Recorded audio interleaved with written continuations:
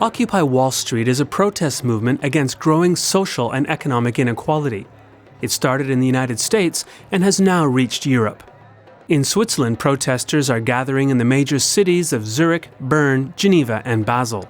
It's demonstrations such as this one at Preoccupying, Zurich's financial square. People express their existential fears as well as anger over excessive corporate salaries and financial unaccountability. It's high time to send a clear sign. Change of scene. A charity event in Basel. Art dealer and gallery owner Daniel Blaise Torrens is welcoming his wealthy guests. Tonight's donations will be given towards a children's clinic. Over the last 15 years, we managed to pull around 5 million out of the wallets. We always get a full house despite the economic crisis. When we call, they all come. According to a study by the bank Credit Suisse, 1% of the Swiss population own as much as the other 99%. And the majority of rich people live in Basel. What do the wealthy think about the protesters? To be honest, I don't want to comment on this. I can only say that protesting, demonstrating and vandalising is not good. Out of almost 8 million inhabitants, only a few thousand are protesting, and most of them are students. We all had our wild days once and protested a little, but I don't believe this is representative of the general public. The fact is, though, that it's not only left-wing activists and young people participating in the events. The Occupy Wall Street movement finds followers in all age groups and from various social classes. I'm here to show that not only young people believe the world can't continue in this way. The problem is that the middle classes and the poor are becoming poorer, while the rich always become richer and don't take any social responsibility.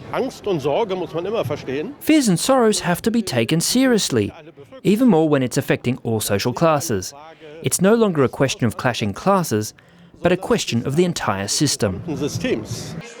At the agriculture fair Olma in St. Gallen, people are placing their bets for the pigs race. The sums invested here are, of course, much smaller than what is being played with in the financial world. Also, in rural parts of the country, where the population tends to be more conservative, people are angry about excessive fortunes. The rich simply become richer, and the others are being increasingly ripped off. I have great understanding for the Occupy Wall Street movement.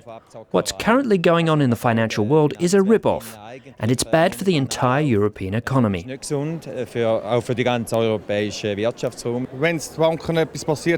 When something happens to the banks, it's the little guy having to pay for the damage. The managers get big bonuses, but don't take any risks. The middle class suffers from high fixed costs, such as high rents and health insurance, and people worry about how this will develop in the future. At Daniel Blaise Torrens' gallery, charity art auctions have become a tradition. Why are these events so popular? Does it help to ease some people's conscience? That's possible, but it's also the way I grew up. My parents and grandparents always made sure that others wouldn't slide into poverty.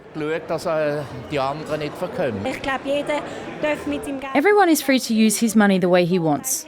Since I have the advantage of having financial means, I can pass them on and support poor people. I don't think I need to feel bad about this. Would you be willing to pay more taxes? Well, yes, but a little I have to keep for myself.